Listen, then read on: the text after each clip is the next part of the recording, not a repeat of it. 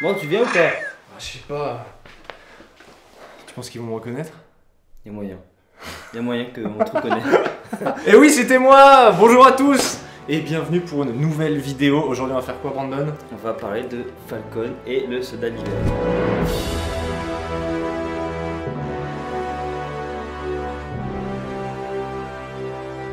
Avant de commencer, n'oubliez pas comme d'habitude de vous abonner, ça fera plaisir. Voilà. Et bah ouais, cette série donc disponible sur Disney+. Est-ce que tu peux déjà rapidement nous expliquer quand elle se situe par rapport à l'univers du MCU, parce qu'on sait que c'est un univers très riche et tout. Ouais. D'où elle vient cette série, je le sais, mais peut-être que des gens ne le savent pas. Donc la série se situe 6 mois après les événements d'Avengers Endgame et on suit l'histoire de Sam Wilson alias le Faucon et le soldat d'hiver Bucky. Qu'on suit maintenant aussi depuis très longtemps. Bah ouais, et c'est assez intéressant parce que là du coup c'est la deuxième série Marvel. Ouais. La première était WandaVision, Ouais. qui elle se passait combien de temps Je crois quelques semaines après Endgame. Ouais, donc on est vraiment sur la suite de Endgame, Ouais. effectivement, bah, c'est plutôt cool, et franchement si on peut comparer, on avait fait une critique sur la série WandaVision, on est sur un style totalement différent, que ce soit la réal, que ce soit l'histoire, enfin je veux dire, on a vraiment l'impression de voir autre chose, mais c'est pas plus mal. Franchement, Je trouve qu'on est beaucoup plus terre à terre. Ouais. Et ce qui est bien, c'est qu'on a eu d'abord, donc WandaVision, un truc assez. très science-fiction. Ouais, très science-fiction. Très Et là- univers et tout. Et là, on passe vraiment d'un côté politique, sérieux, Ouais. action. Très rapidement, bon, vous verrez que moi j'ai bien aimé cette série. Ok. Ouais. C'est vrai que c'est rare de donner son avis comme ça là, mais moi je le donne. Et perso, j'ai bien aimé la série. Et comme WandaVision, je ne m'y attendais pas du tout. J'étais vraiment pas hypé par cette série. J'étais en mode vraiment, j'ai pas forcément envie de la voir. Ouais. Et bah voilà, épisode par épisode, on s'attache aux personnages que dans les films on n'avait pas le temps de développer. Je pense à Zemo ou même à Bucky, qui moi j'étais en mode ouais bof quoi, tu vois, genre Ouais, c'est vrai. dans les films quoi. Et là, grâce à cette série, tu te dis putain, en vrai ils sont cool. Et moi j'ai kiffé. Donc voilà, grosse surprise. Et toi, qu'est-ce que t'en as pensé avant qu'on Ben, moi, attaque j'ai adoré. Ouais, voilà, Franchement, c'était j'ai sûr, adoré. c'était sûr. Moi qui suis un grand fan de Captain America déjà, franchement, j'ai adoré. J'attendais pas forcément cette série, mais là, j'ai été surpris. Du premier épisode jusqu'au 6e qu'on a eu aujourd'hui. Ouais, Incroyable. vraiment Incroyable. cool, vraiment cool. Ben, on peut commencer vite fait, on va faire comme une critique, genre le casting rapidement. Oula. Bon, après là on retrouve, comme on a dit, on retrouve le soldat d'hiver, on retrouve le faucon, Ouais. il y a du coup Zemo et tout, enfin c'est les personnages qu'on avait inclus dans le MCU déjà dans les précédents films, mais il y a de nouvelles têtes qui arrivent. Moi je pense du coup à l'acteur qui joue John Walker, donc, Oui, Wyatt Russell, le fils de Kurt Russell. génial cet Ouais. acteur, enfin moi j'adore, il avait joué dans ceux qui avaient vu Overlord, un film qui Ah, était j'ai pas sorti, vu. film J'ai pas vraiment vu. cool d'ailleurs, il était vraiment cool. Et ouais, ce mec, au départ, je crois que le premier plan qu'on le voit, c'est quand il y a Captain qui est révélé au monde, et t'es un peu en mode, what, il a une tête bizarre, Ouais, il a un ouais. peu les oreilles qui Ouais, sortent, ouais. c'était en mode- Pas du tout apprécié du grand public Non, au début. non, Pas non. du tout. Hein. Et plus le truc passe, plus tu te dis, en vrai, ce mec il a quelque chose, et moi j'ai bien aimé. Mais tu sais qu'il y a beaucoup de gens, même au bout du 3e épisode, les gens n'aimaient pas le fait qu'il incarne Captain America. Ouais. Et il a reçu même des menaces de mort. C'est pas vrai, À l'épisode putain. 4, des fans qui disent ouais tu incarnes mal le Captain Mais non, America et tout. putain, Et, sérieux. je trouve ça dingue que les gens ils savent pas faire la différence entre la fiction et Ouais. la réalité. Quoi. Ça arrive souvent, hein. Mais moi c'est là que j'ai bien aimé dans l'écriture du scénario, c'est que ce personnage, l'acteur, il le rend détestable, et justement genre il incarne un peu la face sombre du côté Captain America, et Ouais. pour devenir justement ce qu'on a vu là avec le dernier épisode, US Agent, et l'évolution du perso est vraiment C'est intéressante. un peu spoil. Hein bah oui non Un mais... petit peu spoil. quand Non même. mais on le dit le spoil. Ouais, ok. Ah ouais non mais Ok. C'est il y a full eu- spoil. Ah mais on s'en fout, c'est une... si vous n'avez pas vu la série, je sais pas ce que vous foutez là. Voilà, il y a du spoiler clairement. Ok. Ouais, non, il devient US Agent et moi j'ai kiffé. Au niveau de la réalisation, je sais pas si t'avais des trucs ou pas, mais moi Moi il y a j'ai trouvé ça simple, Ouais. mais très efficace. Même les plans étaient super beaux. Mhm, Il y a des plans qui sont vraiment incroyables. mhm. Je pense à ce plan où l'US Agent, après qu'il ait tué le mec dans l'épisode 4, je Oui, crois, ouais. il est tout seul dans l'entrepôt avec Ouais. le bouclier comme ça. Pas en mode prière, mais. Non, mais ouais, je vois la lumière. se reprend est un petit super peu et jolie c'est vraiment tout, super. ouais. Je suis d'accord Même avec au toi. niveau des lumières, c'est vraiment impressionnant. Bah, pour moi, c'est un tout autre style de réalisation que WandaVision. Ouais. Et c'est vraiment cool. Enfin, c'est exactement ce que tu as dit, on est plus terre à terre et tout. Exactement. Et j'ai l'impression, mais je suis pas sûr, mais j'ai l'impression qu'il y a un peu plus de décor naturel qu'un grand film Marvel où tu sais c'est full fond vert. Enfin il y a beaucoup, par exemple quand tu regardes Endgame, c'est vrai que la bataille finale c'est que du fond vert. Ouais, c'est du studio. Voilà. Et là, j'ai l'impression qu'il y a quand même plus de décors naturels, on le voit avec les photos de tournage notamment, et en fait, tu le sens dans le rendu, tu te dis, ah ça c'est une vraie rue et tout, tu vois, genre il y a vraiment des trucs, et franchement, ça rend bien, et moi j'ai trouvé ça super joli. Dans le dernier épisode, là, quand on est à New York, et que ça se bastonne de partout, les plans à New York, tout, enfin, moi j'ai trouvé ça trop beau, les lumières sont super jolies, et effectivement, t'as ce côté un peu plus série, mais très propre, très travaillé, donc non, moi j'ai kiffé la réal. Ouais.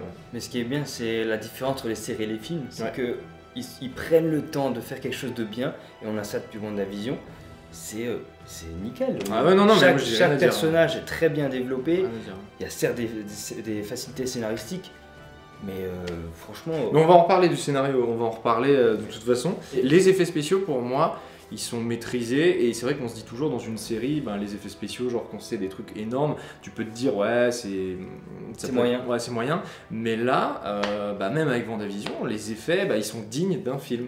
Bah après, tu avais dit que le budget d'un film serait attribué aux séries qu'on voit là. C'est très très bien, moi franchement, moi ça me plaît, et ouais. Là c'est bien, c'est qu'ils veulent vraiment faire les choses bien, attirer le public, et franchement ça marche. Toutes les semaines, les gens sont frustrés d'attendre une semaine.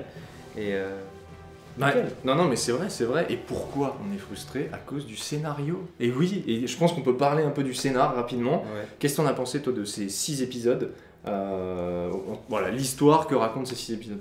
Je vais dire que au début, donc le pilote était pas mal.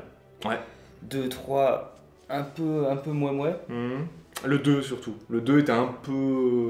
C'était un peu mou les 3 premiers, et après à partir du 4, en fait c'est vraiment John Walker qui lance le truc avec l'assassinat qu'il fait là, et après on monte vraiment en crescendo jusqu'à atteindre l'apogée dans l'épisode 6. C'est vrai, t'as raison, je suis d'accord avec toi, moi le pilote, je me rappelle que le premier épisode m'a vraiment plu, parce que genre il n'y a pas encore ce côté de conflit et tout, vraiment c'est plutôt genre on reprend les histoires de chaque perso, et j'ai vraiment kiffé ça, le fait de voir la vie par exemple du faucon, la vie du soldat de l'hiver, voilà, et c'était super cool de montrer ça, et en un épisode je me suis attaché au perso et je me suis dit ah merde putain, ils ont pas une vie facile, en fait c'est des super héros mais ils ont vraiment une vie pas ouf à côté, je veux dire ça donne pas forcément envie de devenir super héros. Il y a un truc qui m'a choqué, c'est que quand ils vont à la banque, qui demande un prêt, et que malgré qu'il a sauvé le monde, il peut pas. Il a pas d'argent. C'est ouf ça. Ah ouais, d'accord. Mais c'est ça qui est... Et moi je trouve ça intéressant qu'on développe jamais dans les films, c'est ce côté de mais un super héros, il faut quand même que ça mange, que ça dorme, et comment ils sont payés ou des trucs comme ça. Et en fait tu te rends compte qu'il a pas d'argent. Et du coup c'est ça qui est méga intéressant. Et on suit un peu tout le long de l'histoire ce super héros et tout qui se cherche un peu et qui devient à la fin donc le Captain America, voilà. C'était stylé, franchement, le fait qu'il devienne Captain America. C'est surtout une grosse prise de risque, parce qu'il n'y a pas beaucoup de gens qui...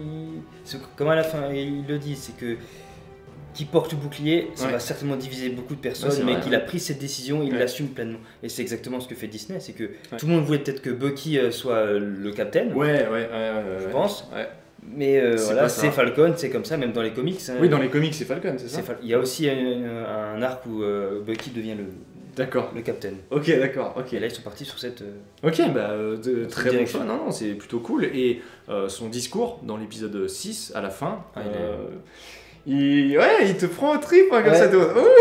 Franchement, en fait, ce qui est intéressant avec cette série, c'est qu'il traite aussi de pas mal de problèmes qu'il y a aux États-Unis. Le problème justement des Afro-Américains avec la police et tout. Il y a même un épisode, je crois que c'est dans le 2 ou dans le 3, où tu as justement le faucon qui se fait arrêté avec Bucky par les flics, et les flics demandent les papiers d'identité juste au faucon et pas à Bucky, parce qu'il est afro-américain, et du coup ils sont en mode mais vous êtes sérieux là, et en fait il y a dans cette série il y a cette thématique vachement importante, et à la fin le discours en mode il le dit, c'est ça qui est stylé, il dit je suis noir et j'ai la bannière étoilée, genre en mode allez vous faire foutre en fait, vraiment genre je suis noir et c'est moi qui représente les États-Unis, et franchement genre tu dis waouh, c'est un message fort, et moi je trouve que Disney ils étaient en mode là On va pas faire genre, ah non, il est noir, faut prendre des pincettes. Non, ce qui est bien, c'est qu'ils écoutent pas tout le temps les fans. Ils disent non, on veut faire quelque chose de risqué, on va le faire, et ça marche. Non, franchement, là, c'était cool. Moi, pour moi, le discours de fin, je le mets un peu, genre, tu sais, dans Game of Thrones, il y avait le discours de Tyrion, là. Qui se faisait, et t'avais les traits. Je le mets un peu dans ce truc de waouh, tu regardes le discours, t'es en mode waouh, c'est. Mais il reprend un peu les traits du coup du Captain. Oui. Captain dans tous ses films, il y a ce fameux discours. C'est vrai. Un peu patriotique, c'est vrai. Il cause bien quand même. Ouais, il cause bien, il a la tchatch le Captain, c'est pas faux. Ouais. Pendant les 5 ans, là, les réfugiés qui n'avaient pas de foyer, et du coup tout le monde a réapparu, bah, du coup il fallait reloger ces personnes, et cette thématique est super bien développée. Cette thématique est donc du coup le centre de la série. Il y a des vraies conséquences. Voilà, c'est ça, et en fait c'est vrai qu'on pouvait se demander, bon bah... c'est vrai que des gens ont disparu pendant 5 années et sont revenus d'un coup, donc il faut qu'ils reprennent leur vie, leur maison, et en fait en 5 ans, bah, la maison elle a certainement été vendue. Ta femme est peut-être allée avec quelqu'un d'autre, enfin, tu vois ce que je veux dire? Non mais c'est con, mais la vie a changé, et c'est vrai que dans Vendavision, on l'a vite fait réexpliquer quand il y a du coup le personnage de... quand on voit l'inverse du snap. Oui, Monica, quand Monica revient, tu vois que c'est le chaos, et tu te dis, bah ouais, de base, ça a été le chaos une première fois quand tout le monde a disparu, mais en fait, quand tout le monde est revenu, c'était de nouveau le chaos, parce que tu reviens à l'endroit où ça devait être un bordel. Mais attends, moi je pose juste une question, s'il y a des gens qui ont disparu, genre dans des avions, en l'air, est-ce qu'ils sont réapparus dans le ciel et du coup ils sont tombés? Et c'est possible en vrai. Bonne question, tout est possible. Je pense que ça sera encore exploité par la suite, mais je pense qu'à mon avis il y a des gens qui ils ont dû mourir en réapparant. Ça doit être pourri, ça, t'imagines? Et ils sont bons là, le MCU en ce moment. Ouais. Franchement. C'est comme on en parlait tout à l'heure en off, on s'est dit que Netflix ou HBO Max ou les autres plateformes, ils n'ont pas ce truc de faire parler d'eux pendant toutes les semaines. Disney+, depuis octobre, depuis The Mandalorian, on est tout le temps dessus. Totalement. On est tout le temps dessus. Toutes les semaines, on attend d'être vendredi, dire on va regarder l'épisode, on va en débattre le week-end. C'est ça. Et on va attendre. C'était une certaine créer cette attente. C'est ça, et ça marche. Ça serait intéressant d'en parler dans une autre vidéo. Ça. On fera une vidéo, on parlera de tout ce qui est MCU et Disney+, et tout, mais je vois ce que tu veux dire, c'est intéressant. Bah globalement, la série, on a un peu tout dit, mais qu'est-ce qui va se passer maintenant pour la suite des personnages? Comment ils vont... Je sais pas si t'as déjà des infos peut-être. Pas d'infos parce que à la base la série est prévue comme une unique saison, pas de saison 2 prévue. Non. Mais je pense que chaque personnage, que ce soit Zemo, que ce soit John Walker, que ce soit le nouveau Captain America. Yo, c'est Tom du montage, juste pour te dire qu'il va y avoir un film Captain America 4 écrit par Malcolm Spellman qui était déjà derrière la série Falcon et le Soldat de l'hiver. Donc voilà, on aura bel et bien la suite de l'aventure, mais dans un film. Ou Sharon Carter, très nous d'ailleurs. Oui, elle, on peut en parler, la scène post-générique et tout, à la fin, genre on sent que elle... Moi je dis que c'est une Skrull. Ah ouais, c'est intéressant. Parce que Sharon Carter, toujours le lendemain méchante, moyen. Ouais, c'est pas faux. Ouais, pour rappel, elle avait été, c'était dans Civil War qu'on l'avait vu pour la dernière fois, je crois. Elle était du mauvais camp et du coup elle s'est fait... Enfin bref, il y a un truc bizarre qui s'est passé, mais c'est possible que c'est une Skrull, ouais, t'as raison. D'où la série Secret Invasion. Mais on en reparlera.